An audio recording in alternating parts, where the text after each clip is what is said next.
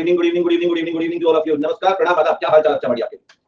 Hello hello hello hello hello, good evening, good evening, good evening. कैसे हैं आप sir? Awesome, great, जबरदस्त। Time से कैसे आए आज? क्यों मैं टाइम से नहीं आ सकता क्या? कोई कॉन्ट्रैक्ट हुआ है आपका टाइम से नहीं आने का? नालायकों, बाबा माइनर बाबा अभी नहीं आ सकते यार। अच्छा, बातचीत कर लो आप लोग बैठ के, है ना? वो रायपुर से सलाह दे रही है हरियाणा वाले भैया को कि बच के रहो आप शकुनी मामा पांडवों से। ये भी सही है। खैर, आंटियों का काम सलाह देने का ही होता है। मैं राजस्थान से हूँ, कोई बात नहीं बच्चे, आपको भेजने चाहिए, टेंशन ना लो। खाओ पियो ऐश करो, मित्रों है मित्रों नहीं। सत्य श्री अकाल जसलीत भाई, नैनीताल वालों के क्या हाल है? मजे आ रहे हैं जीवन के? मैं तो मिर्जापुर से बुद्धू भैया के पास हूँ, हमारे पास के। कैसे हो आप सब? मजे ही मजे बच्चे। मेरे को वुहान जाना है, भेजोगे क्या? बच्चों की माउंटेन ड्यू बोल रहे हैं, दिवाली के कुछ रॉकेट पड़े हुए हैं, एक साथ कई सारे लगा देता हूँ माउंटेन। ठीक है, वो आपको वहां लेगा, टेंशन ना लो।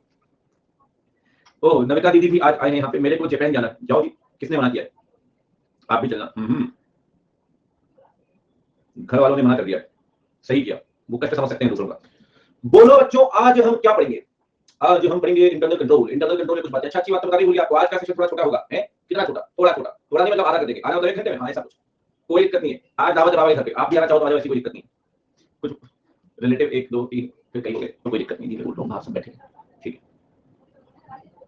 मैं कहा चलो क्लास नहीं छोड़ूंगा फिर भी। रुको जी 1 मिनट। सर हम साथ चलेंगे और गाना गाएंगे, दोस्ती हम नहीं तोड़ेंगे। डब्ल्यू लगा लेते भाई बीच में बात। लो भैया, यही बाकी रहेगा जीवन देखने के। Nobody the auditor is not it. Future auditor ऐसे होंगे हमारी क्लास के, ये बनेंगे हमारी क्लास के ऑडिटर। मैनेजमेंट खतरे में है, मैनेजमेंट खतरे में है। ये क्या बोल रहे हैं? बाबा मुझे जरूरी काम आन पड़ा है तो मुझे आपसे बीच में विदा कहना होगा। अरे मैं खुद ही विदा दे दूंगा आज तो, आप क्या जाओगे? तो मुझे क्या छोड़ोगे? मैं तुम्हें छोड़ दूंगा, टेंशन नहीं खत्म जीवन का। चलो जी। ओहो दीदी आई है। आज नया चैप्टर तो कल होगा दीदी, जो उम्मीद है पूरी। बाकी उम्मीद दुनिया कायम है, तो देखते हैं जितना आज होता है उतना पढ़ेंगे।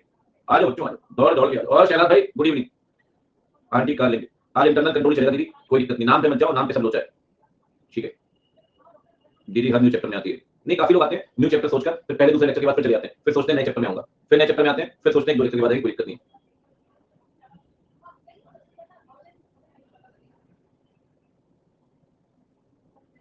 चलिए, नो नो आप काजू खाते हैं? खाता नहीं, आज ही खाओ बहुत टाइम के बाद। क्यों भाई? मैं पतला दुबला हो गया हूँ, मैंने 6 किलो वेट कम कर लिया है। आपको नहीं लग रहा होगा बात लगे। कहीं से कोई पेमेंट देने कह रहे कैश अकाउंट ट्रांसफर करना, मैंने ना कैश ही लूंगा, आज नदी होनी कल दे दियो। अकाउंट ट्रांसफर नहीं चाहिए भाई, जीवन खराब होता है फोन चक्कर में। आओ बच्चों आगे बढ़ेंगे, बोलो आज हम क्या पढ़ेंगे? चलो देखो बच्चों, आज मैं आपको मस्त पॉइंट बताऊंगा, उसमें आपको जीवन का आनंद आ जाएगा। आ जाएगा सर? अरे 100%। कहीं कोई दिक्कत तो नहीं होगी? अरे मतलब ही नहीं, पक्का, अरे 100%। देखो, मेरा अकाउंट नंबर ले लो, फास्ट ट्रांसफर, मंदिर बनाई, लाइन पहले देखो। देखो बच्चों, जब आप इंटरनल कंट्रोल को, गुड इवनिंग की गुड इवनिंग, एग्जामिन करते हैं, आज मैं बताऊंगा आपको ऐसी चीज जिससे कंफ्यूजन के सारे स्कोप खत्म हो जाएंगे। इसको मतलब इसको, मतलब इसको, मतलब इसको खत्म, कंफ्यूजन खत्म। चलो सर आज ऐसा कर लेते हैं। चलिए अब देखो ध्यान से बता रहा हूँ। प्रणाम सबको, प्रणाम सबको, नमस्कार सबको, आदाब, हर किसी को नमस्कार, आदाब। आगे बच्चे अब क्लास स्टार्ट हो चुकी है, बिना कोई देरी के शुरू करते हैं। इंटरनल कंट्रोल को एग्जामिन करने के अलग अलग तरीके, उसके अलग अलग नाम, जैसे कि इंटरनल कंट्रोल की कल बच्चों हमने मॉनिटरिंग पढ़ी, आपको याद होगा? अगर आपको याद हो, इंटरनल कंट्रोल के कंपोनेंट थे 5 कंपोनेंट, 5 पांडव वहां पे। अगर आपको याद हो, सिरेमिक में जो एम था, that stand for monitoring of control. Monitoring of control की अगर बात करें तो मॉनिटरिंग कहता है, अगर आप एंटिटी का इंटरनल कंट्रोल चेक करना चाहते हैं तो आप देखें एंटिटी में इंटरनल कंट्रोल है भी या नहीं। इंटरनल कंट्रोल का पता लगेगा कि क्या एंटिटी अपने कंट्रोल को मॉनिटर करती भी है या नहीं। अगर मॉनिटरिंग का फंक्शन नहीं है, it means the internal control is weak. वहां पे सब्सटेंटिव प्रोसीजर को अकॉर्डिंगली डिजाइन करना होगा। ठीक है, बोल गए सर? अरे बेटा बड़ा सिंपल है, मॉनिटरिंग एक नाम कर लिया था, कौन करेगा मॉनिटरिंग? कौन करेगा मॉनिटरिंग? कौन करेगा मॉनिटरिंग? मैनेजमेंट। हम नालायक, मैनेजमेंट करेगा। हम ये देखेंगे मॉनिटरिंग है या नहीं, मॉनिटरिंग का एलिमेंट है या नहीं, हम करेंगे मॉनिटरिंग। स्टैफ रीडर मत बनना, कि लक्षण ना आपके अंदर सब रीडर वाले, बिल्कुल भी लक्षण ना, बता रहा हूं आपको। ठीक है, देखो मॉनिटरिंग ऑफ कंट्रोल कहा, पढ़ा पढ़ा के बड़ा कर दिया आपको। फाइनेंशियल स्टेटमेंट पढ़ो, सब्सटेंटिव प्रोसीजर परफॉर्म करो, लेकिन रोहन कलकत्ता में बैठकर कह रहा है नहीं मैं तो इंटरनल कंट्रोल चेक करूंगा। अरे भाई, मॉनिटरिंग तो मैनेजमेंट, मॉनिटरिंग तो मतलब अमीर तो बनना ही नहीं जीवन में, ठीक है? मॉनिटरिंग ऑफ कंट्रोल ये मैनेजमेंट करता है, मैनेजमेंट करता है। हम देखते हैं हाँ मैनेजमेंट मॉनिटरिंग कर रहा है या नहीं, ठीक है? अच्छा अब एक बात सुनो, it is the part of, it is the component of internal control, थोड़ा समझना। अच्छा एक चीज मैंने आपको कई बार बताई है बच्चों, कि डेली रूटीन प्रोसेस में एक एम्प्लॉय का वर्क अगर दूसरा एम्प्लॉय चेक करेगा, उसे बोलते हैं इंटरनल चेक। अगर आपको याद आ रहा हो, इंटरनल चेक, इंटरनल चेक, इसका मतलब क्या है sir? This is the verification of an employee work, of the work of an employee by another as the part of routine process. एक जगह लिख रहा हूं जितना कुछ चीजें हैं, ठीक है, ताकि कंफ्यूजन केस को खत्म कर दें as the part of routine process. आपको पता है बच्चों, अभी सर बताओ, बताओ ना सर, बेटा बता रहा हूँ। इंटरनल कंट्रोल को एग्जामिन तो इंटरनल ऑडिटर भी करता है, करता तो है सर, उसे बोलते हैं इंटरनल ऑडिट। ये बढ़िया कर रहे हो सर आप, thin line of difference clear कर रहे हो बाय द इंटरनल ऑडिटर। बहुत बढ़िया, मजा आ गया जीवन के, आनी चाहिए मजा आ गया सर, मजा आ गया, नाचो गाओ मौज लगाओ। मौसम समझ में नहीं आ रहा क्या करें, स्वेटशर्ट में ठंड लगती है, टी शर्ट नहीं गर्मी लगती है, टी शर्ट में ठंड लगती है, गर्म पानी अच्छा नहीं लग रहा, ठंडा पानी पता नहीं क्या चल रहा है। अभी 5 दिन बाद और दिक्कत होगी, जब पंखा चलाओगे तो दिक्कत होगी, बंद करोगे तो दिक्कत होगी, रहा भी नहीं जाता और सहा भी नहीं जाता। मतलब क्या बात है देख। तो बाय द इंटरनल ऑडिटर, ठीक है भाई निखिल भाई कुछ पढ़ा नहीं रहा हूं, सिर्फ लिख रहा हूं अभी, ठीक है सिर्फ लिख रहा हूं। ऐसे में क्या करना ठीक होगा, पढ़ाई करो सर आपके लिए, ठीक है ठीक है। सर एक बात बताओ, एक बात बताओ रोहन भाई सुन ले, स्टैट्यूटरी ऑडिटर क्या करेगा, स्टैट्यूटरी ऑडिटर क्या करेगा भाई, एक बात बताओ। स्टैट्यूटरी ऑडिटर करेगा इंटरनल रिव्यू, नाम बता रहा हूं आपको, नाम इंटरनल रिव्यू।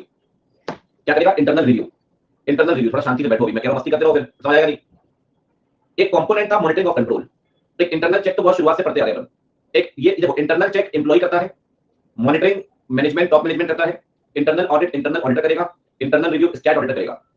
क्लियर है, ये हम पढ़ चुके हैं मोर और लेस। हमें इस चैप्टर में सिर्फ 2 चीजें पढ़नी है, सिर्फ 2, सिर्फ एक बचा है बस, और कुछ नहीं बचा इस चैप्टर में। एक बचा इंटरनल ऑडिट और एक बचा इंटरनल रिव्यू, एक बचा इंटरनल ऑडिट एक बचा इंटरनल रिव्यू। ठीक है शुरू करते हैं सर, पहले इंटरनल ऑडिट पढ़ेंगे फिर इंटरनल रिव्यू पढ़ेंगे, ठीक है। हाँ समझ में आ रहा है, इंटरनल ऑडिट इंटरनल ऑडिटर करेगा और इंटरनल रिव्यू स्टैट ऑडिटर करेगा। मैनेजमेंट के जो एम्प्लॉइज हैं वो एक एम्प्लॉय के बाद दूसरा एम्प्लॉय चेक करेगा, इंटरनल चेक। और जब टॉप मैनेजमेंट अपने काम के अपने नीचे वाले काम को या सुपरवाइजर के एम्प्लॉय काम को चेक करेगा, वो मॉनिटरिंग ऑफ कंट्रोल है। इन सबके नाम अलग है क्योंकि इनके काम अलग है, इन सबके नाम अलग है क्योंकि इनके काम अलग है। एक बात आपको बताऊं, आपको शायद याद ना हो, कल मैंने आपको पढ़ाया था कि मॉनिटरिंग में इंटरनल चेक भी आ सकता है, लेकिन जरूरी नहीं आएगा, सेपरेट इवैल्यूएशन भी हो सकते हैं सर, सेपरेट इवैल्यूएशन भी हो सकते हैं। याद है, मॉनिटरिंग में सेपरेट इवैल्यूएशन, क्वार्टरली मंथली ऐसे इवैल्यूएशन हो सकते हैं, या ऑनगोइंग भी हो सकता है। तो ये दोनों काम बच्चे मैनेजमेंट ही करता है, ध्यान रखिए, ये दोनों काम मैनेजमेंट ही करता है। इंटरनल ऑडिटर इंटरनल ऑडिट करेगा और स्टैट ऑडिटर इंटरनल रिव्यू करेगा, ठीक है। शुरू करते हैं सर। देखिए मैं आपको एक बात बताता हूं सर, सबसे पहले बात करते हैं इंटरनल ऑडिट की। पिछले 3-4 अटेम्प्ट में इंस्टीट्यूट का काफी फेवरेट बन चुका है क्वेश्चन, काफी फेवरेट ये टॉपिक, ठीक है। थोड़ा ध्यान देते हैं, यहां पे 2 चीजें पढ़नी है, 2 चीजें पढ़नी है। सबसे पहली बात इंटरनल ऑडिट को लेकर है सेक्शन 138। ये क्या कहता है सर, ये कहता है इंटरनल ऑडिट हर कंपनी के लिए जरूरी नहीं है, 3 कंपनी के लिए जरूरी है। 3 कंपनी कौन कौन सी सर, पहली कंपनी है लिस्टेड कंपनी, दूसरी कंपनी है डीपीएलटी पब्लिक अनलिस्टेड, मतलब अनलिस्टेड पब्लिक कंपनी। हाँ डीपीएलटी 25-50-100-200, 25-50-100-200, बहुत सिंपल तरीका याद रखने का। डीपीएलटी 25-50-100-200, 25-50-100-200 डीपीएलटी सर। डिपॉजिट, हाँ डी बोले तो डिपॉजिट, पी बोले तो पेड अप कैपिटल, एल बोले तो लोन बोरोइंग, और ओ बहुत बढ़िया टी बोले तो टर्नओवर। ठीक है, थोड़ा ध्यान से समझना, आराम से क्लियर हो जाएगा, थोड़ा टाइम देना पड़ेगा लेकिन सिंसियरली समझना, क्योंकि गेम थोड़ा लंबा है। लिस्टेड कंपनी को इंटरनल ऑडिट मैंडेटरी है सर, पब्लिक कंपनी डीपीएलटी 50-25-50-100-200 और हर जगह कोई भी फिगर अटेन करो, इंटरनल ऑडिट करवानी जरूरी है। ठीक है, मैं आखिरी में लिखूंगा यार, और इसमें आगे कुछ और चीजें लिखनी है सर। प्राइवेट कंपनी पे नहीं लगता क्या, प्राइवेट कंपनी को भी इंटरनल ऑडिट करानी जरूरी है, वहां सिर्फ 2 लिमिट है एलटी की, एलटी बोले तो लोन टर्नओवर 100-200। अच्छा listed company, public company DPLT 25-50-100-200, private company LT 100-200, इन सारी कंपनी को इंटरनल ऑडिट करवानी जरूरी है। एक बात बताना बच्चे, एक बात बताना, अनअकैडमी का टर्नओवर है, sorting head technology private limited private company है, मान लेते हैं इनका लोन है 50 करोड़ का, लेकिन अनअकैडमी का टर्नओवर है 1600 करोड़ मान लेते हैं। आप बताइए अनअकैडमी को इंटरनल ऑडिट करवानी जरूरी है क्या हम रिलायंस इंडस्ट्रीज लिमिटेड का टर्नओवर देखेंगे क्या सर, वो तो लिस्टेड है, उसे तो सबसे पहले करवानी है। लिस्टेड कंपनी भी लाइक कहीं भी प्रोविजन आ जाने लग जा, तू कहां जा रहा है मुझे छोड़ के, तो प्रोविजन है तो मेरे ऊपर ही लगेगा। लिस्टेड कंपनी कहे मेरे ऊपर लगा दो सारे प्रोविजन, मेरा जन्म ही प्रोविजन लगाने के लिए हुआ, मुझे ऊपर वाले ने भेजा ही इसलिए, जो प्रोविजन नहीं लगा रहा हूं मेरे ऊपर लगा दो प्रोविजन, ठीक है भाई, तो सिर्फ मेरा है। हां लेकिन मैं सिर्फ तेरी नहीं, लिस्टेड कंपनी के मेरे बहुत सारे प्रोविजन की, कैसी बात है। Applicability listed company, public company DPLT 25-50-100-200, private company LT 100-200। अब सुनो सर ध्यान से, अरे यार ट्राई करो, इसमें गेम बताऊं क्या, दीदी ओ दीदी, तो दीदी जी बोलती है 1 मिनट में, दीदी को पता है दीदी का नाम पेटेंट कर रखा है, कोई दिक्कत नहीं, 1 सेकंड में जी बोल जी, हाँ जी, ओ काफी तमीज से बात कर रहे हैं दीदी। देखिए गेम कहां है, गेम ये जो टर्नओवर कैपिटल देखनी है ना, ये पिछले साल की देखनी है, पहला गेम सुनते जाना ध्यान से। हाँ डामाडोल आप भी हो, समझ गया मैं, ये पिछले साल की देखनी है। अच्छा बेटा ये सब कुछ ठीक है, लोन में फिर वही गेम आ गया, कारो वाला। लोन में सिर्फ वही लोन जो बैंक और पीएफआई से लिया होगा, कारो में तो बैंक और एफआई था, और अगर एक भी दिन लोन 100 करोड़ का हो गया, एक भी दिन, तो इंटरनल ऑडिट जरूरी है सर। इवन डिपॉजिट एक भी दिन 25 करोड़ का हो गया तो इंटरनल ऑडिट जरूरी है सर। ये पूरी कहानी मैंने आपको रच के बताई थी, याद होगा आपको शायद कारों के अंदर। एनी पॉइंट ऑफ टाइम का मतलब है किसी भी एक दिन अगर लोन 100 करोड़ का हो गया, भले 31 मार्च को आपने कुछ रीपे करके 97-95 करोड़ कर दिया, लेकिन किसी एक भी दिन 100 करोड़ का, आपके एग्जांपल लिखा हुआ आपकी नोटबुक कारों के अंदर, किसी एक भी दिन 100 करोड़ का हो गया, किसी एक भी दिन, तो सर आपको इंटरनल ऑडिट करवानी जरूरी है। कारों के अंदर लिमिट 1 करोड़ की थी, यहाँ 100 करोड़ की है। डिपॉजिट में लिमिट 25 करोड़ की है। तो यहाँ भी यही बिल्कुल किसी भी एक दिन पिछले साल में अगर लोन आउटस्टैंडिंग 100 करोड़ रुपए का है तो भाई आपको इंटरनल ऑडिट करवानी जरूरी है, जरूरी है। अच्छा मुझे एक बात बताओ, हम 21-22 की बात कर रहे हैं, ठीक है, सुना, sorting head technology private limited, sir इनका ना 20-21 में टर्नओवर है 150 करोड़, ठीक है जी, लेकिन लोन जो है 31 मार्च को इनका लोन है 95 करोड़ का, लेकिन बीच में एक दिन 25 फेब को आउटस्टैंडिंग लोन 102 करोड़ हो गया था। आप बताइए सॉर्टिंग हेड को इस साल इंटरनल करवानी जरूरी है? इंटरनल करवानी जरूरी है? एक भी दिन 100 करोड़ से ऊपर था। भैया आज शुरू होगा फ्रॉड का चैप्टर, संदेश अगली क्लास में होगा, ठीक है? नहीं है सर, बिल्कुल भी नहीं। हाँ मतलब इनको इंटरनल करवानी जरूरी है, एग्जाम्पशन नहीं मिलेगा इनको, ठीक है? चलिए तो गेम ध्यान रखना भाई, कहीं कोई दिक्कत और समस्या वाली बात नहीं, ठीक है? कहां पे बच्चों एनी पॉइंट ऑफ टाइम? अरे बता दो ना कहां है any point of time? Any point of time है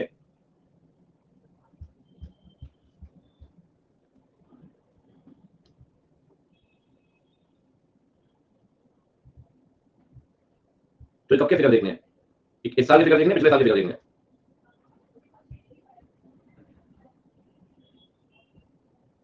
in the preceding financial year, in the preceding financial year, in the preceding financial year, ठीक है?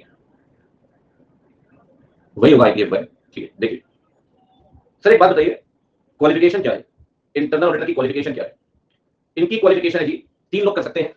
3 मतलब पहला है चार्टर्ड अकाउंटेंट, भी इंटरनल ऑडिट कर सकता है, कॉस्ट अकाउंटेंट भी कर सकता है, और कोई अदर प्रोफेशनल भी कर सकता है, जिसे बोर्ड तय करेगा। 3 ही नाम लिखे हैं भाई, other professional decided by board. अभी अदर प्रोफेशनल कोई भी हो सकता है, कल को बोर्ड चाहे तो एमबीए को भी इंटरनल ऑडिटर बना सकता है। ये अदर प्रोफेशनल, प्रोफेशनल मतलब हमारे आपके तरफ प्रोफेशनल नहीं, बोर्ड के हिसाब से प्रोफेशनल है। बोर्ड किसी को भी करा सकता है, कोई दिक्कत नहीं है, ठीक है? चार्टर्ड अकाउंटेंट, कॉस्ट अकाउंटेंट, कह रहा डॉक्टर को बना दो भैया, no comments. Chartered accountant, cost accountant, other professional decided by board, ठीक है? Other professional decided by board, ठीक है बच्चों? आगे बढ़ते हैं, एक बात ध्यान रखिए, तो अदर प्रोफेशनल में, अदर प्रोफेशनल में कोई भी आ सकता है, it can be an MBA और कंपनी सेक्रेटरी, कोई भी आ सकता है। एक पॉइंट दिया गया है इसके अंदर, ठीक है, कि डॉक्टर क्यों नहीं, वो भी तो प्रोफेशन है। कल को आपको बोलूंगा कि आप पोस्टमार्टम करो किसी का, अच्छा लगेगा आपको सुन के, ठीक है? देखो इसीलिए एक बात बोली गई कि चार्टर्ड अकाउंटेंट के पास सीओपी हो या नहीं, चार्टर्ड अकाउंटेंट के पास सीओपी हो या नहीं, कोई फर्क नहीं पड़ता। नहीं उसने कहा डॉक्टर हो सकता है, भाई डॉक्टर को अपॉइंट कर लो, कल को एमसी का ब्रेन पकड़ा जाएगा, एनसीएलटी का, आपको क्या बोलोगे?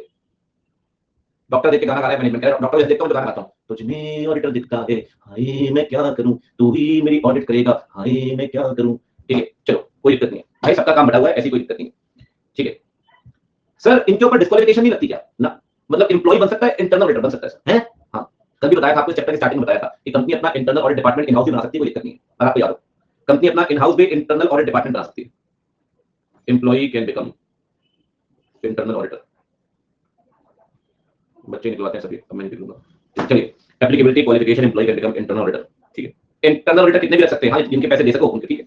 ठीक है, चलिए आगे बढ़ते हैं। सर ऐसे कितनी पेज की नोटबुक ले भैया? 100 ले लो, 120 ले लो, 150 ले लो, कुछ खाली रह गया तो चित्रकारी कर लेना उसमें, ठीक है? 100-120 पेज की ले लो, 100 पेज, कह रहा 1000 पेज की ले लो भाई, अपनी जीवनी थोड़ी लिखनी है उसमें, ठीक है? चलिए आगे बढ़े बच्चों, क्या बढ़िए।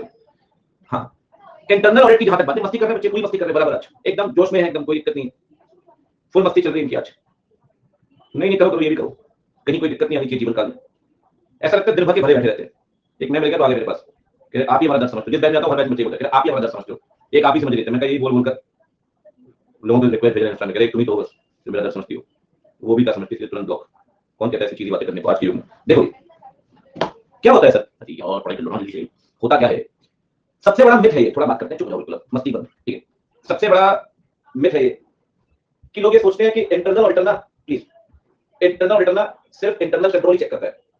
कई बच्चों को डाउट रहा होगा स्टार्टिंग से इंटरनल ऑडिट को लेकर कि क्या होती है इंटरनल ऑडिट, ये सब चीजें, खैर कोई बात नहीं, हर चीज का अपना समय होता है, उस समय यहाँ आगे मैं आपको चीजें बताऊं, ठीक है? आप इस लायक हो चुके, इतने बड़े हो चुके कि मैं चीजें शेयर कर सकता हूं आपसे, आपको समझा सकता हूं।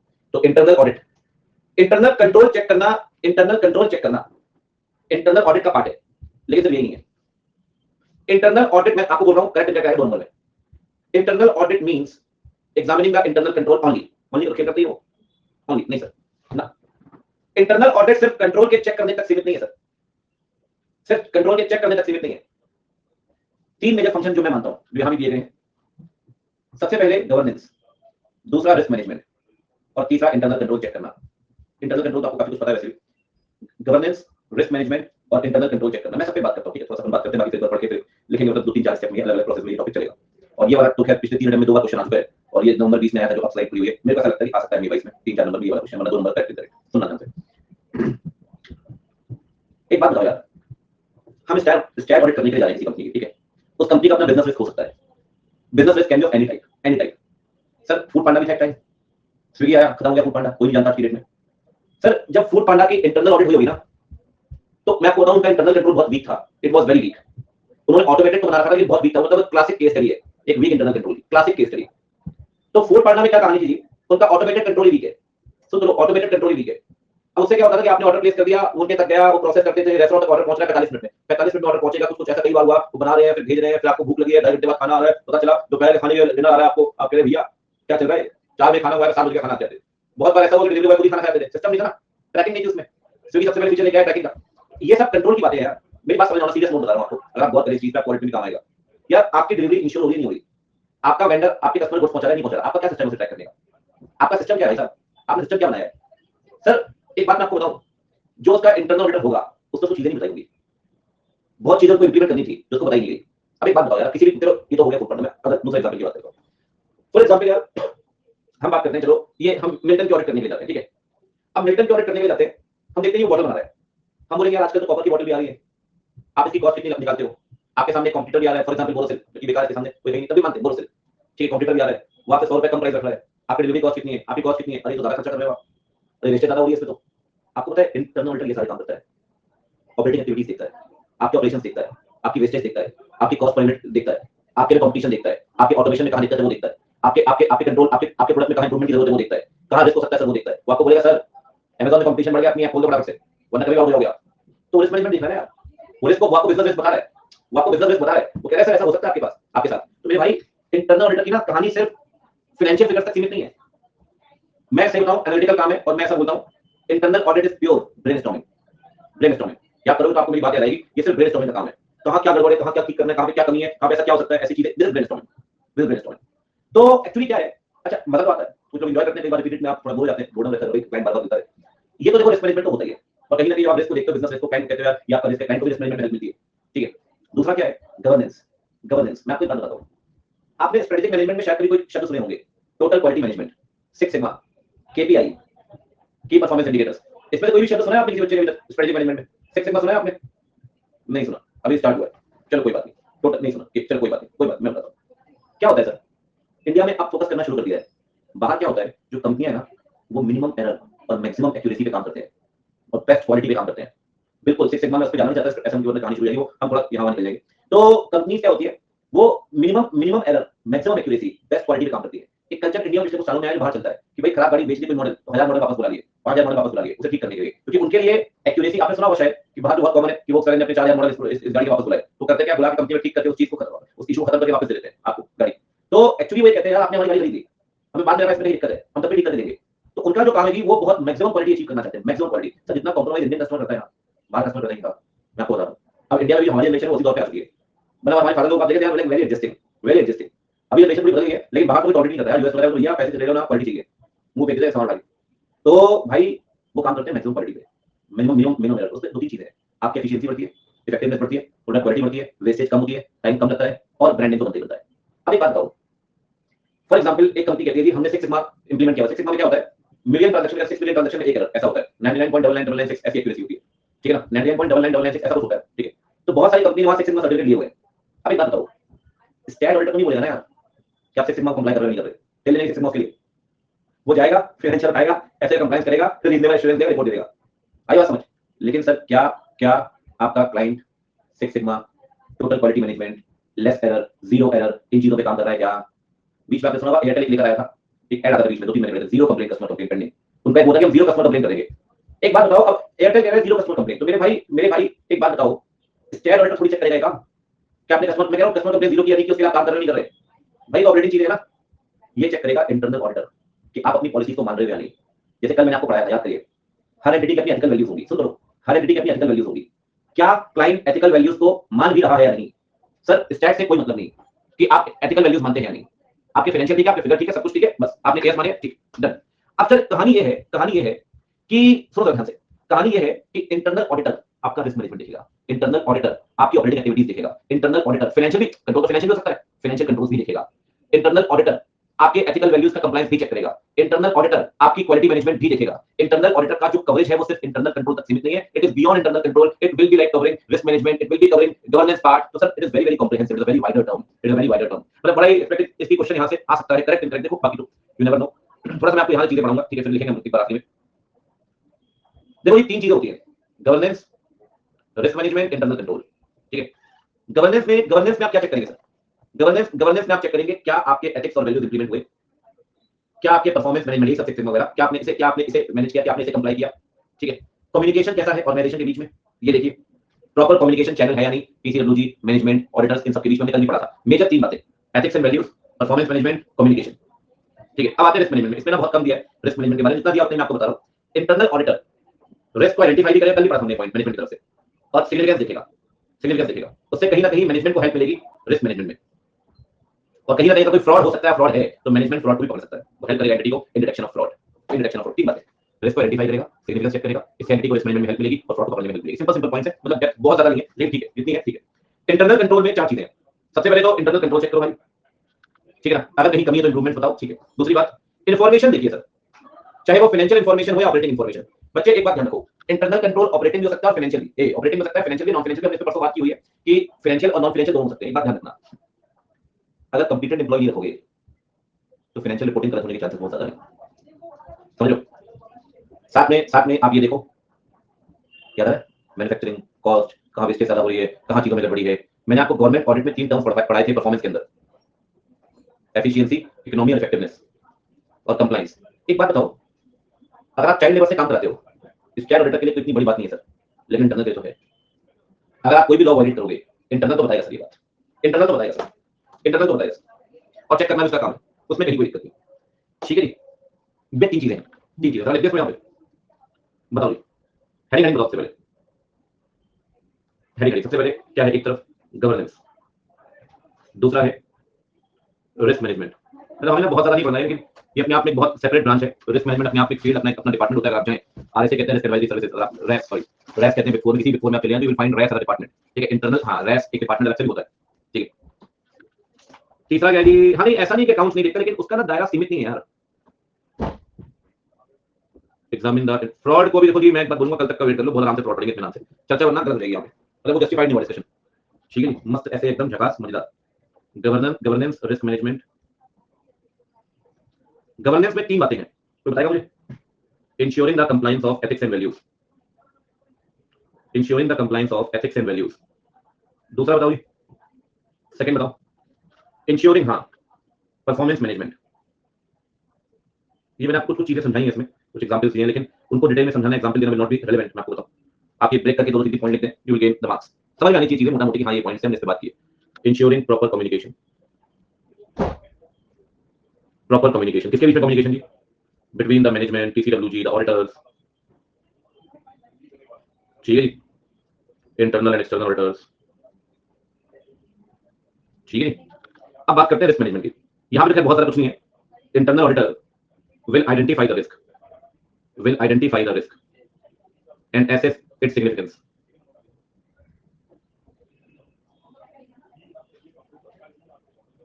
Second बताइए, it will help the management in improvisation of risk management. It will help the management in improvisation of risk management.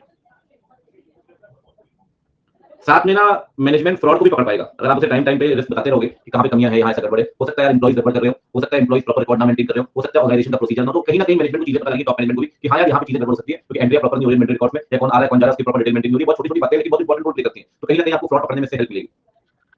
It will help the management in detection of fraud, ठीक है, बढ़िया। हाँ वैसे लेके आओ, नंबर कैसे खींचेगा आपसे वो देखो, आप देख लीजिए मजबूरी है उसकी, पॉइंट थोड़ा बढ़िया हमने, ठीक है, बहुत बढ़िया भाई। सॉल्व सभी सबसे पहले क्या इवैल्यूएट करेंगे? इवैल्यूएशन ऑफ इंटरनल कंट्रोल, और अगर कहीं कमी हो तो सजेस्ट द इंप्रूवमेंट्स दिया हो, suggest the improvements to the management. दूसरा बताओ जी, सिर्फ ऑपरेटिंग इंफॉर्मेशन देखेगा, फाइनेंशियल इंफॉर्मेशन भी इवैल्यूएट करेगा? Evaluation of operating and financial information, उनकी प्रोसेसिंग, उनका एग्जीक्यूशन, उनकी रिकॉर्डिंग। ठीक है, अच्छा ये बताओ ऑपरेटिंग एक्टिविटीज में क्या देखेगा? There will be evaluation of operating activities. Operating activities में देखना है उसने, मैंने आपको तीन चीजें बताई, शायद आपको याद होगा, गवर्नमेंट ऑडिट के अंदर परफॉर्मेंस मैंने आपको बताया था। It will evaluate the economy, 3 ई, बिल्कुल सही बात है, the efficiency, the economy, the effectiveness of operating activities. ठीक है जी। एक लास्ट पॉइंट है बच्चों, लास्ट पॉइंट है, बताइए। हाँ, कोई और स्माइली बच्ची तो वो भी डाल दो, कोई दिक्कत नहीं है। ठीक है, you will ensure compliance of laws and regulations applicable on the entity। डामाडोल बोलो क्या हो गया? दुखी होगी बेचारी मुझसे। ठीक है, कोई दिक्कत नहीं, इसका नाम, हाँ डामाडोल कोई और नहीं बोलेगा, पहले बोल चुका हूँ। ठीक है, स्वाति नाम है उसका, उसको भी खैर मजा आ रहा है डामाडोल के नाम से। खैर कोई दिक्कत नहीं, कुछ दिन और सुन लो, अब तो एक दिन ये बैच भी खत्म हो ही जाएगा। सही बात, आगे बढ़ते हैं।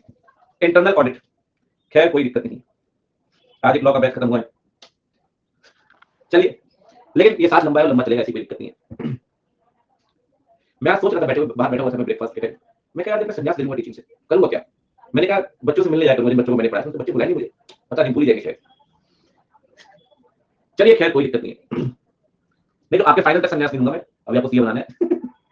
देखो बैच खत्म होता है, मैं एक बार बताऊं आपको, खराब तो लगता है एज अ टीचर, लेकिन इट इज द कस्टम, तो 2-4 दिन के बाद नॉर्मल हो जाते हैं। ठीक है, तो एक बेसिक ह्यूमन एलिमेंट है, खराब तो लगता है, क्योंकि नए बैच के साथ ना फ्रिक्शन आता है। देखो फ्रिक्शन आता है 8-10 दिन के, 10-15 दिन के बाद, मतलब कई बार हो जाता है फ्रिक्शन, क्योंकि 2-4 कैरेक्टर मिलने चाहिए आपको क्लास में। आपको बताओ, अगर 2-4 कैरेक्टर मिले आपको, फिर तो क्लास मस्त चलेगी। कई बार सारे सारे कैरेक्टर एकदम वो रहते हैं स्ट्रिक्ट, मतलब चुप एकदम शांत, फिर ऐसा होता है कि चलो ठीक है, तो थोड़ा फ्रिक्शन आता है, नॉर्मल हो जाते हैं। चलो बढ़िया। हाँ, अगर स्टूडेंट तो खराब लगता ही, वो खैर कोई दिक्कत नहीं। नहीं बच्चों को लगता है, मुझे पता है, टीचर को लगता है, बच्चों को लगता है। याद कर लिया करो बस, दिन त्योहार में बाकी क्या है। इतना ही प्यार है, बना रहना चाहिए। सही बात, सेंटी मत करो भाई, आगे बढ़ो। ठीक है, देखिए इंटरनल ऑडिट हमने कंप्लीट कर लिया है। ठीक है, अरे अभी नहीं ले रहा भाई संन्यास, देखो बाकी सब तो हो चुका है भाई, 1-2 चीजें बाकी है बस। अच्छा अब देखो इन्होंने क्या किया, चीज आपको दिखाता हूँ। एक टॉपिक डाला हुआ है, मतलब अति की अति है बिल्कुल, कह रहे हैं अगर एंटिटी के पास इंटरनल ऑडिट फंक्शन है, या ना ये वहां दिया हुआ है मॉनिटरिंग ऑफ कंट्रोल में, तो ये चीजें आपको चेक करनी पड़ेगी। सर ये लगभग चीजें बिल्कुल सेम है, कहीं कोई दिक्कत नहीं है। ठीक है, बिल्कुल जो बातें आप पढ़ चुके हैं पहले भी, बस 1-2 बातें देखो। जैसे एक ये पॉइंट है, फॉर एग्जांपल बता देता हूं, मतलब बहुत बेसिक से पॉइंट है। इंटरनल ऑडिट में क्या क्या है, तो अभी पढ़कर आ रहे हो आप, ये तो अभी पढ़कर आ रहे हो, इसमें कहीं कोई दिक्कत नहीं है। ठीक है, बिल्कुल सेम पॉइंट है। ठीक है, एक बात ध्यान रखिए सर, 1-2 बातें ध्यान रखिए, मैं आपसे पहले भी कह चुका हूं, अगर इंटरनल ऑडिटर इंटरनल ऑडिट कर रहा है और एक्सटर्नल एक्सटर्नल एक्सटर्नल उसके काम पे रिलाई करता है, एक्सटर्नल उसके उसके काम पे रिलाई करता है, ठीक है, उसके काम पे रिलाई करता है, तो कहीं ना कहीं सर एक्सटर्नल ऑडिटर इस बात को इंश्योर करेगा कि इंटरनल ने काम ठीक से किया या नहीं। आप ना मेरे साथ 610 पढ़ेंगे, खैर ये बातें 610 के अंदर भी आती है, तो ये ज्यादा रिलेवेंट नहीं है यहाँ पे, फिर भी है तो मैं आपको बता देता हूँ। यार जब भी इंटरनल काम चेक करो ना, आप ये देख लो इंटरनल ऑडिटर क्वालिफिकेशन क्या है, एक्सपीरियंस क्या है, सैंपल बेसिस पे थोड़ा बहुत काम चेक कर लो, इंडिपेंडेंस क्या है। अब इंटरनल ऑडिटर एमडी का ही लगा है सर, क्या है इंडिपेंडेंस हो गया बताओ, ठीक है ना। अब एक्सपीरियंस का में, क्वालिफिकेशन का में कहां से बात बनेगी। तो एक बात ध्यान रखिए, अगर इंटरनल ऑडिटर का फंक्शन कनेक्टेड है तो एक्सटर्नल उसे कंसीडर कर सकता है, ऐसी कोई दिक्कत नहीं है, लेकिन रिव्यू जरूर करेगा, लेकिन रिव्यू जरूर करेगा। It will make the review, blind faith नहीं करना सर, ब्लाइंड फेथ नहीं करना, ब्लाइंड फेथ नहीं करना। ठीक है जी, तो सबसे पहली बात तो इंटरनल ऑडिट में क्या क्या आएगा, सेम है। एक्सटर्नल उसके काम पे रिलाई कर सकता है, लेकिन रिव्यू करने के बाद ब्लाइंड फेथ नहीं करेंगे। और बताइए सर, ये मैंने आपको पहले भी पढ़ाया था, same point. Internal audit depend करती है एंटिटी टू एंटिटी। सर छोटी एंटिटी है, बाहर से इंटरनल ऑडिटर को आपने बुलाया, काम कर गया, लेकिन सर अगर बहुत बड़ी एंटिटी है, लिस्टेड कंपनी है, अपना खुद का डिपार्टमेंट हुआ, बहुत अच्छी बात है, वरना सर इंटरनल ऑडिटर बाहर से आपने बुलाया किसी इंडिविजुअल को, उसने 5-10 दिन इंटरनल ऑडिट की, बात नहीं बनेगी sir. It is not efficient, it is not efficient, it is not efficient. ठीक है ना, डिपेंड करता है क्या साइज एंड स्ट्रक्चर है। ठीक है, एक बात बताओ, एक आखिरी क्वेश्चन पूछता हूं, क्या इंटरनल ऑडिटर सिर्फ फाइनेंसिंग की चीजें चेक करेगा क्या? नहीं। क्या इंटरनल ऑडिटर का हर वर्क, क्या इंटरनल ऑडिटर का हर वर्क स्टैट के लिए रेलेवेंट है क्या? क्या जो चीजें फाइनेंस से कनेक्टेड नहीं है, क्या वो हमारे किसी मतलब की है क्या? नहीं सर। तो ध्यान रखना, हम वही चीजें कंसीडर करेंगे जो फाइनेंशियल रिपोर्टिंग से कनेक्टेड है। जो फाइनेंशियल रिपोर्टिंग से कनेक्टेड नहीं है, हमें उससे कोई मतलब नहीं, हमें उससे कोई मतलब नहीं। ठीक है ना। और जब आप इंटरनल ऑडिटर का काम पे रिलाई करेंगे तो 610 लगेगा, वहां पे हम डिटेल में वैसे भी बात करेंगे, ऐसी कोई दिक्कत नहीं। 4 बातें हैं सर, ये मॉनिटरिंग ऑफ कंट्रोल का पार्ट है, मॉनिटरिंग ऑफ कंट्रोल का पार्ट है। अलग से लिख देते हैं कि अगर आपसे इंस्टीट्यूट के क्वेश्चन पूछ लेता है कि how will you monitor the internal audit function of the entity, तो सिचुएशन में फिर आपको ये पॉइंट्स लिखने होंगे। बहुत बेसिक से पॉइंट है, लेकिन लिख लेते हैं, कोई बिल्कुल नहीं छोड़ते कि कहीं कोई दिक्कत आए। ठीक है जी, क्योंकि बेसिक चीजें इसमें मैक्सिमम रिपीटिशन आ जाएगा, जो रिपीटिशन है वो नहीं लिखूंगा मैं। ठीक है, देखो ये 4 चीजें हैं इसके अंदर, monitoring of internal audit function, internal audit function. अब इसमें ठीक है, इसमें 4 चीजें। सबसे पहली बात, only that part of internal audit is relevant, internal audit function is relevant to the stat auditor which is related with the financial reporting, जिसका कोई रिलेशन नहीं फाइनेंशियल रिपोर्टिंग से, उस केस में हमें कोई मतलब नहीं। ठीक है जी। और अगर आप रिलाई करते हैं सर तो 610 को मानना पड़ेगा। If the work of internal auditor is relied, compliance of 610 is needed। 610 ऐसे 610 is needed। ठीक है, अभी तो क्या है, अभी ऐसे आपको बहुत नहीं लगे, जब स्टार्ट होंगे तो फिर बस नंबरिंग की बात करते हैं। ठीक है, अच्छा ये बताओ, डिपेंड करता है, हाँ, इंटरनल ऑडिट फंक्शन डिपेंड करता है upon the size and nature of entity, structure of entity, depends upon. अच्छा तीसरा पॉइंट तो बिल्कुल सेम है, वो तो मैं लिखूंगा नहीं, मैं हेडिंग लिख देता हूं बस, वो तो वहां से उठाना है, टेबल में पीछे बनाया हुआ है, उस पर 3-4 मिनट लगाना। Internal audit function include. ठीक है, चौथा क्या है, ये लिख लेना, आप ज्यादा नहीं, 3-4-5 पॉइंट लिख लिया, परफॉर्मेंस, कंप्लायंस ऑफ लॉ, ऐसा करके दोनों तीनों में से दो पॉइंट उठा लिया आपने। ठीक है, अच्छा और क्या भाई, फोर्थ पॉइंट क्या बच्चों, हाँ, एक्सटर्नल ऑडिटर कैन कंसीडर, सब आए हुए बाहर और सबको भी चर्चा कर रहे हैं, अपने अपने एक्सपीरियंस शेयर कर रहे हैं, कह रहे हैं घुटने काम नहीं कर रहे, ये नहीं हो रहा, ऐसा हो गया, मुझे कोई जल्दी नहीं जाने की, मैं तो आधे घंटे बाद फिर हो जाएगा इंसान। मैं स्टूडियो जा रहा था आज, मैं कह रहा स्टूडियो जाऊंगा फिर आऊंगा और लेट होगा। Can consider the work of internal auditor, staff वाला भाग गया। ठीक है, can consider the work of, ठीक है, बात नहीं है, ठीक है, इंटरनल ऑडिटर, बट स्टेट या external auditor must review the work before considering it. बस रिव्यू द वर्क। आपको आ रही आवाज नहीं आ रही? सबसे लाउड मेरे डैडी, गजब आवाज भाई साहब, गजब। आप आके तो साथ वाले वैसे हिल जाते हैं।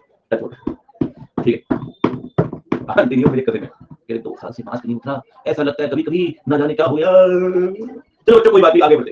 ठीक है, तो monitoring of internal audit function में वो पार्ट रेलेवेंट है जो इंटरनल ऑडिट से इसका नाता है। ठीक है जी, डिपेंड करता है नेचर और साइज स्ट्रक्चर पे, इंटरनल फंक्शन में चीजें आएंगी, external auditor can rely the work of internal auditor. ठीक है, लेकिन कम से कम रिव्यू कर ले। चलो बहुत बढ़िया दीदी, बुलाऊंगा भी, बहुत भीड़ है, फिर कल परसों बुलाऊंगा। क्या हाल है बच्चे, इतनी पढ़ाई हजम हो रही है? सही है, टिल्लू अंकल कहाँ चले गए?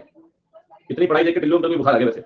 अब छुट्टी है, मैं जानता हूं बच्चों को 1 घंटे बोल दो ना, 1 घंटे उसके बाद 1 घंटा फिर टाइमर, 1 घंटे चाय भरने उसके बाद बंद नहीं होता, कूदना शुरू कर देता चाय भरने के बाद, छोड़ दो छोड़ दो।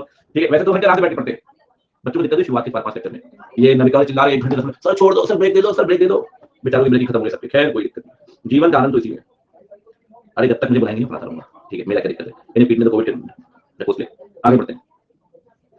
आई एम वेरी गुड, ऐसी कोई दिक्कत नहीं, सैटिस्फैक्टरी कंट्रोल एनवायरनमेंट। अच्छा एक बात बताऊं, चलो अरे बेटा पढ़ दो थोड़ा सा, एक बात बताओ आप मुझे, अगर कंट्रोल ठीक ठाक है तो क्या इस बात की गारंटी है कि फ्रॉड होगा ही नहीं? क्या सैटिस्फैक्टरी कंट्रोल एनवायरनमेंट इस बात को गारंटी कर देगा कि नहीं कि कंट्रोल फ्रॉड तो होगा ही नहीं? सर कितना भी अच्छा कंट्रोल हो, फ्रॉड का चांस जीरो तो नहीं कर सकते ना, fraud can always be there, क्योंकि सर अपनी कमियां हैं, मैंने आपको पहले भी पढ़ाया था, इंटरनल कंट्रोल को ओवरराइड तो कर ही सकते हैं, इंटरनल कंट्रोल डायनेमिक तो है नहीं, इंटरनल कंट्रोल को ओवरराइड करना बड़ा आसान है, तो सर कहीं ना कहीं fraud can happen and it will happen. You can not protect और you can not say that satisfactory control environment is an absolute deterrent to fraud, कि फ्रॉड होगा ही नहीं। सर फ्रॉड हमेशा हो सकता है, क्या कुछ भी कर लो। ठीक है, ये उन्होंने एक टॉपिक डाला हुआ था, कहीं पे करेक्ट इनकरेक्ट में पूछा गया था, पढ़ते हैं एक बार, ठीक है, कहते हैं कि ना सैटिस्फैक्टरी कंट्रोल एनवायरनमेंट ना पॉजिटिव फैक्टर हो सकता है, बिल्कुल ऐसी कोई दिक्कत नहीं है, इसमें आप फ्रॉड का रिस्क कम भी कर सकते हैं, कोई दिक्कत नहीं, सही बात है, लेकिन it is an absolute deterrent, it is not an absolute deterrent to fraud. बिल्कुल सही बात है सर, बिल्कुल सही बात है, कहीं कोई दिक्कत वाली बात नहीं है बच्चा बड़ी। अच्छा एक बात बताओ, कंट्रोल एनवायरनमेंट होने से सर हो सकता है, नहीं हो सकता है एंटिटी का अपना रैप हो, लेकिन सर क्या एक बात बताओ, आपने कल कंट्रोल एनवायरनमेंट पढ़ा पढ़ा क्या सिर्फ कंट्रोल एनवायरनमेंट के होने से क्या एंटिटी हर एमएम को पकड़ पाएगी? एमएम मतलब ब्रेन स्टेटमेंट, क्या हर एमएम को पकड़ पाएगी? क्या हर एमएम को ठीक कर पाएगी? क्या हर एमएम को नहीं, क्या हर एमएम को प्रिवेंट कर पाएगी? नहीं सर। आप कितनी भी एथिकल वैल्यूज का पार्ट पढ़ा लो अपने एम्प्लॉय को, जिसने जो करना है वो तो करेगा। आपने आपने कितना भी टीचर का पार्टिसिपेशन डाल दिया, जिसने जो करना है वो करेगा। सो satisfactory control environment is not an absolute deterrent to fraud. It can reduce the risk of fraud, but it cannot terminate the possibility of fraud. Sir, control environment is not sufficient enough to prevent, detect or correct each and every mm. Her mm को आपका control environment ना पकड़ सकता है, ना detect कर सकता है और ना ठीक कर सकता है। ठीक है ना, तो सर कंट्रोल एनवायरनमेंट होने से फ्रॉड का चांस जीरो नहीं होता, फ्रॉड का चांस जीरो नहीं होता।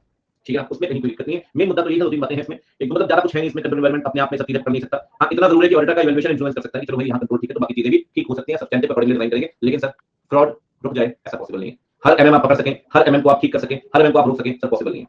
ठीक है, मतलब इसमें बहुत सारा कुछ चर्चा नहीं है, मतलब मुझे ऐसा लगता है करेक्ट इनकरेक्ट में से कोई आ जाए तो आ जाए, अदरवाइज ठीक है, जय श्री राम वाली कहानी। ठीक है, सैटिस्फैक्टरी डिक्टेट करते हुए लिखवा देता हूं इसको भी, लिख लो भैया लिखो, satisfactory control environment, satisfactory control environment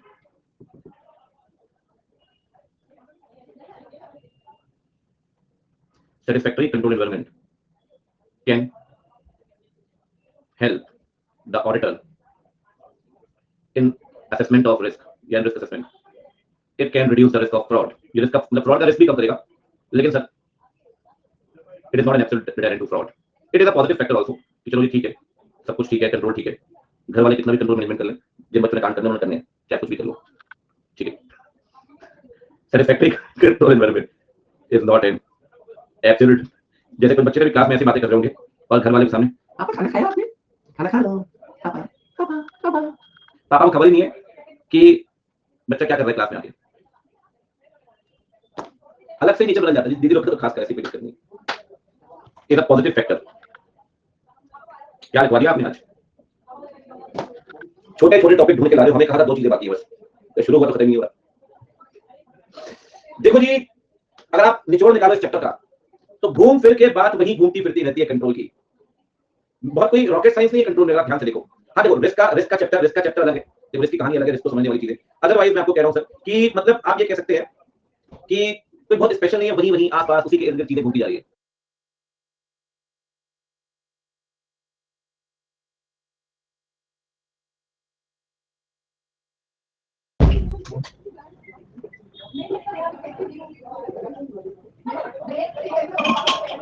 चलो बच्चों आगे बढ़ते हैं. बोलो अब हम क्या पढ़ेंगे? नहीं मैं माइक पूछ रही थी, पानी वानी पी लो. मतलब चलो पी लेते हैं. बच्चे भी अलग अलग अलग बदमाशी चल रही है. क्यों टाइम होंगे भाई? भाई मिल रहा है आज? हाँ हाँ भाई मिलता हूँ बस. आज जल्दी छोड़ा टीचर अपना. हाँ हाँ चलो जाने दो यार. Oh my God.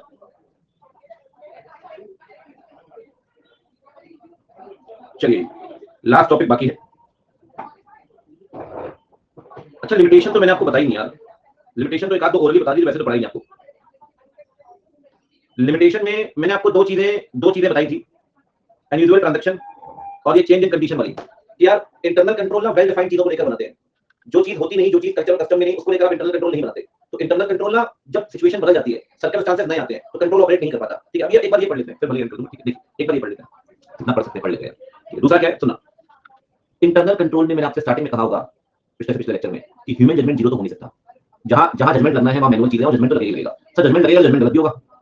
Human judgement गलत हो सकता है, ह्यूमन एरर्स हो सकते हैं. एक एम्प्लॉय अपनी पास का मिसयूज कर सकता है, एम्प्लॉइज मिलीभगत कर सकते हैं, टॉप मैनेजमेंट चीजों को मैनिपुलेट कर सकता है. All these are the limitations of control. All these are the limitations of control. Human judgement का रोल है. ह्यूमन जजमेंट में गलतियां हो सकती है. कोई एम्प्लॉय अपनी पास का मिसयूज कर सकता है और सही में करता है. हमसे पता होता है उसके पास काफी कंट्रोल है, उसके पास इन्वेंटरी रखी, काफी कॉपी इन्वेंटरी उसकी कंट्रोल में. सर बदमाशी कर सकता है, करते लोग कई बार. टॉप मैनेजमेंट मैनिपुलेशन करता है. टॉप मैनेजमेंट को मैनिपुलेशन को पकड़ पाना मुश्किल है. मैंने आपसे पहले भी शायद कहा हो कि सर बहुत थोड़ा सोफिस्टिकेटेड और ऑर्गेनाइज तरीके से करते हैं चीजें. ठीक है, उन्हें पकड़ पाना बड़ा मुश्किल है. ठीक है. और एक बात ध्यान रखिए, एक अच्छा कंट्रोल बनाने के लिए हम बोल तो देते हैं कि सेग्रीगेशन ऑफ ड्यूटी कर लो, इंटरनल चेक कर लो, अच्छे एम्प्लॉय रख लो, पैसा कौन देगा. तो कई बार बहुत बहुत ज्यादा कॉस्टिंग बैठ जाती है, बेनिफिट से भी ज्यादा. तो इंटरनल कंट्रोल थोड़ा कॉस्टली होता है सर. ये बात तो है. मतलब बोलना तो देखो आसान है, जिसने कंपनी चलानी है उसे पता है, कह रहा मैं दूंगा पैसा. ह्यूमन जजमेंट कॉस्ट ज्यादा है, ह्यूमन एरर्स है, एब्यूज अथॉरिटी है, मैनिपुलेशन मैनेजमेंट है, अनयूजुअल ट्रांजैक्शन चेंज कंडीशन है. मैं बताऊं 1 रुपए का मन नहीं करने का, 1 रुपए का रत्ती का मन नहीं जाने का, लेकिन हम जा रहा हूं. ठीक है, 1 रत्ती का मन नहीं करता मेरा. पढ़ाने से ना मैं उठ नहीं सकता यार इससे. मतलब मेरे लगा पहली बार बहुत जल्दी क्लास छोड़ रहा है. एक बार आपके बैच में हुआ. एक बार मैंने 1 मिनट में क्लास लेके मैं चला गया था. क्या हुआ था, कॉपी नहीं हो गया, स्प्रे डॉगी होते हैं. किसी ने बेचारे के पैर पे ना गाड़ी चढ़ा दी और भाग गया. तो मैं नीचे था उस टाइम, नीचे घूम रहा था. तो जैसे ही मैंने सुना, मैं मतलब आपकी क्लास शुरू हुई, मैंने कहा उसमें बंद करके चला गया. अदरवाइज मैं बहुत ही रेयर केस में क्लास मतलब मेरे से थोड़ी नहीं आती. फेस टू फेस भी था. फेस टू 3-3 4-4 महीने छुट्टी नहीं चल रही. सब बैच ही बैच चले गए बिना छुट्टी. तो कोई बात नहीं, खैर बढ़िया बात है, अच्छी बात है. अब इसमें हम क्या कर सकते हैं. अब एक चीज बची है, सुनो मेरी बात ध्यान से सुनो. अब मैंने आपको ये पढ़ाना है सिर्फ. ठीक है, वो ठीक. हाँ मतलब यार बहुत मतलब उनके साथ बहुत इल ट्रीट होता है. खैर कोई बात नहीं. चेंज इन कंडीशन में क्या एग्जांपल था, कई एग्जांपल मैंने आपको दिए थे पहले कि यार आप ना उसी चीज को लेकर कंट्रोल बनाते हैं. यूजुअल ट्रांजैक्शन से. यूजुअल अगर मेरी कंपनी बुक बिक रही है, बुक बिक रही है, उसी को लेकर कंट्रोल होगा. सर कोई एसेट खरीदना, एसेट बेचना, उसका कंट्रोल नहीं हो सकता. अब मेरा स्टाफ एक ही बेच दे कुछ कर 10 कंट्रोल का सिस्टम नहीं बनाया हमने. तो कंट्रोल बनता है रेगुलर चीजों के लिए, नॉन रेगुलर कंट्रोल नहीं बनता. तो वहां पे जहां कंट्रोल बनाएंगे आपने, कभी एसेट बेचने खरीदने तो वहां गड़बड़ी हो सकती है सर. ठीक है, चलिए कोई नहीं बच्चों, आपसे मुलाकात कर लूंगी. अच्छा पढ़ लिया. मतलब मैं तो उम्मीद नहीं शायद आधे घंटे 40 मिनट, 1 घंटे 20 मिनट के आसपास पढ़ लिया हमने. 40 मिनट कम पड़ा, 40 मिनट. हाँ इसे सेट आउट कर लेंगे, अगर आपसे कोई दिक्कत नहीं है.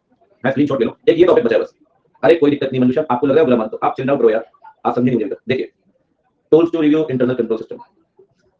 अरे मैं थोड़ा sarcastically बोल जाता हूं, क्या कोई ये लिख लेना. स्वेट ड्रीम क्या बोल रहा है, माउंटेन पागल हो गया क्या? आपको है स्वेट ड्रीम के दौरान एग्जाम देते हुए आएंगे. मुझे पिछली बार सपना आया 3 साल पहले. पता नहीं एक दिन आया मुझे 4 महीने पहले. पता नहीं क्या था, एग्जाम नहीं दे जा पा रहा हूँ. पता नहीं क्या हुआ, प्रिपरेशन नहीं हो पाई.